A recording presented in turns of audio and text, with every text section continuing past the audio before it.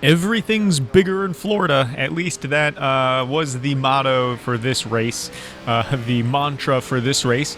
This is what looks to be another ARCA race, but it is in fact a Gen 4 Cup race, and I'm sure everybody watching this video, if you just found it, already knows the difference, but in case you happened to not know the difference, the ARCA spec car is from this Gen 4 spec car. It is the chassis of what was the Winston Cup Gen 4 car, and they turned it into they took out the engine, replaced it with something else, and pretty much put a whole nother car inside that car, and this is the original car. This was I think the way to best summarize this car, this is the Ricky Bobby race car. That generally seems to put everybody on the same page about what car this is, the Gen 4 Cup car. So everything's bigger in Florida. What do I mean by that? This is obviously Homestead, Miami, and coming off of, again, to touch on the ARCA spec again, was coming off of doing a lot of oval racing at these shorter, tracks, intermediate and short tracks for the ARCA series, doing things like Iowa and Rockingham, and then seeing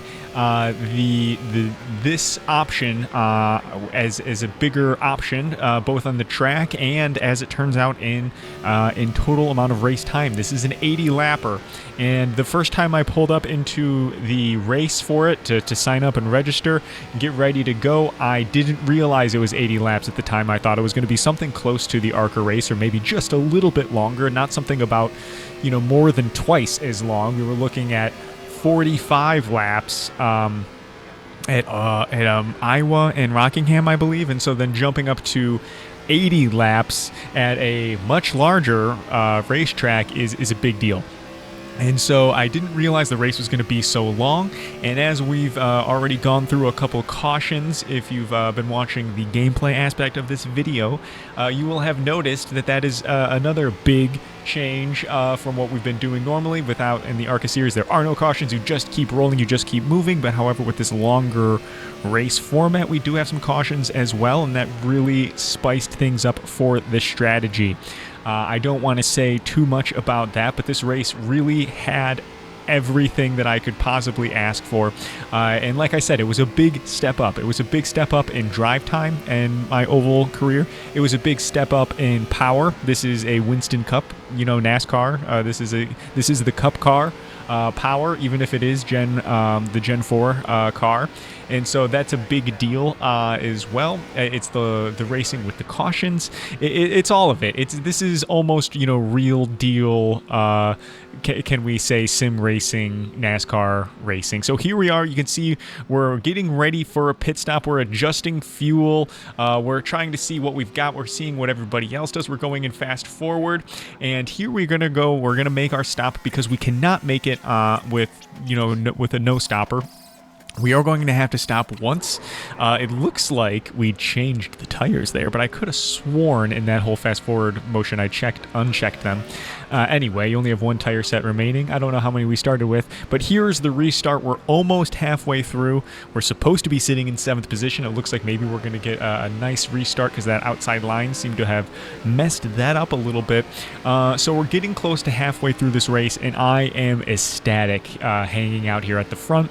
I know that this car has a lot of power in it, and I know that from just being in the ARCA version at this car, it's going to take a lot to save tires and be competitive here at the front and not lose the rear end of this car. This is an easy track to lose the rear end, especially if you want to run that high line, which I love to do. Like that 4 car, even if you don't lose it, you might pop the wall or tag the wall for more than just a tap, and that can really ruin your day in some cases. I've realized with this car that some of that these cars are strong like big boats, but they're not as strong as they would always appear. There are just some moments where I tap a little bit too hard and all of a sudden get some wheel damage that's very minor, but it is enough to slow me down every single corner. And as you saw here through the last couple corners, things are getting really close. And like I just said, I'm new, right? I'm the newbie here. I might not be the newest to oval racing, but this is my first big boy race, so to say. And so I'm trying to thread that needle. I'm trying also not to get taken advantage of, because if you can just hold your ground without blocking, I don't mean by blocking, but just holding your ground on pace, there is zero reason to give up position. Well, not zero, almost zero reason to give up position to someone behind you, as if you're already in front of them and you're faster. Why would you let them around you? And so I'm trying to not let nerves, not let inexperience get the better of me. But as you can see, we are on lap 50 here. Things have spread out a little bit, but we're still maintaining 4th place. But now, as you can tell, we're playing the fuel game. We've got 30 laps to go. We've got 30 laps of fuel, and I'm just feathered it out for that entire caution. And as you can see here, before we even get through turn 1 and through into turn 1 and 2, we've got another caution. Cautions breed cautions, and it looks like the front runners just got baited by myself.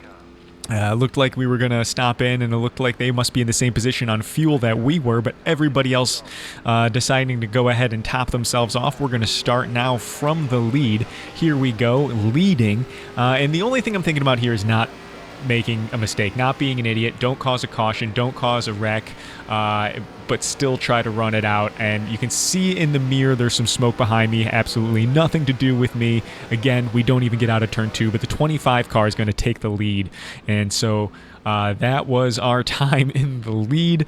We are now in 2nd place, but I think this is a very good place to be, because we're going to be able to slot down behind the leader as the start goes, and let them control the green flag start, and giving us the opportunity to control the mid to end of this stint, or race rather, on lap 65 of 80. So starting kind of aggressively, but that 4 car who we saw get in the wall a little bit earlier, he seems to be fast but is a little bit inconsistent. Gets through us on the bottom line there. Also, smart move, because we've been getting lots and lots and lots and lots of cautions, and he found a gap and was able to put his car through it without any kind of issue.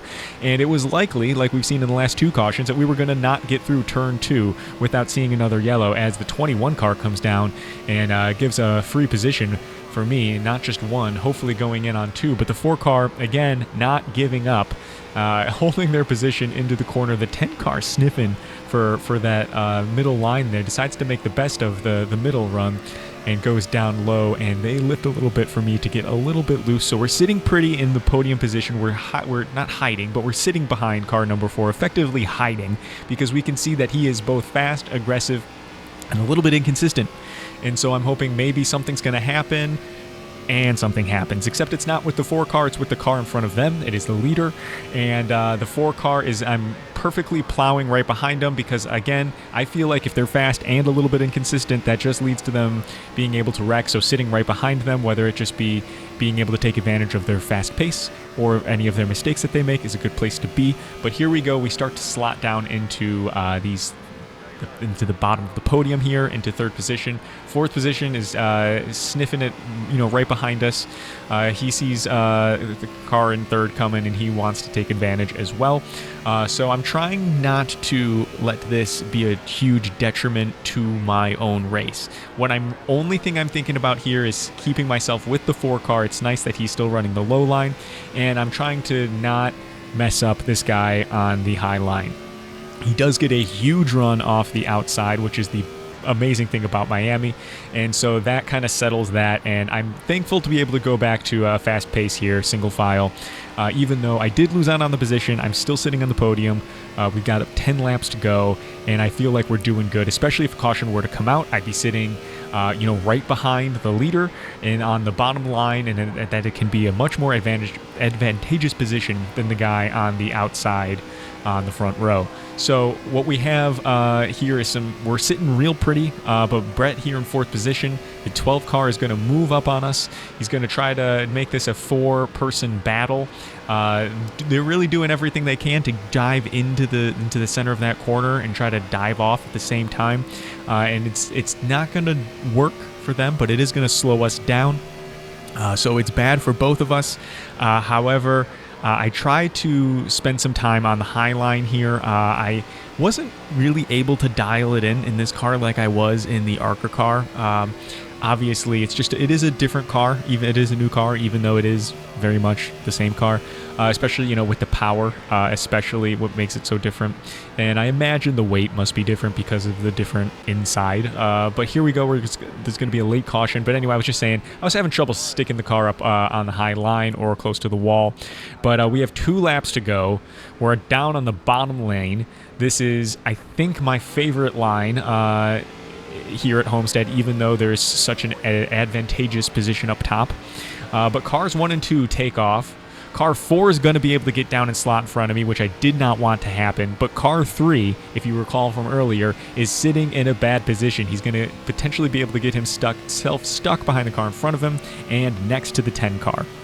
So I'm hoping that somewhere, some car gets stuck ahead of me, and I'm just trying to run the bottom for as long as I can, because I think that that's going to be where I'm going to be able to make the most amount of time and space up, because like I said, I wasn't running well on the top, and I think just the shortest distance away around on a restart is going to be the best thing to do. So I'm seeing 3 of them kind of experimenting with positions. I dive in a little too hard and being a little bit aggressive, especially after seeing that 3 car hit up in the wall. I thought, just dive as hard as you can because I can get around him. And that's a lot of time spent on the wall. He's going to slow down heading into 3. We're going to get a nice dive into 3. And let's see who can get themselves through the middle and through the exit quicker. And you can see that high line picks up for them. And we're just sitting outside the podium, but this was a huge race for me, a huge experience for me. It definitely made me more excited for the upcoming NASCAR schedules and leagues, or series rather, but we'll see you in the next one.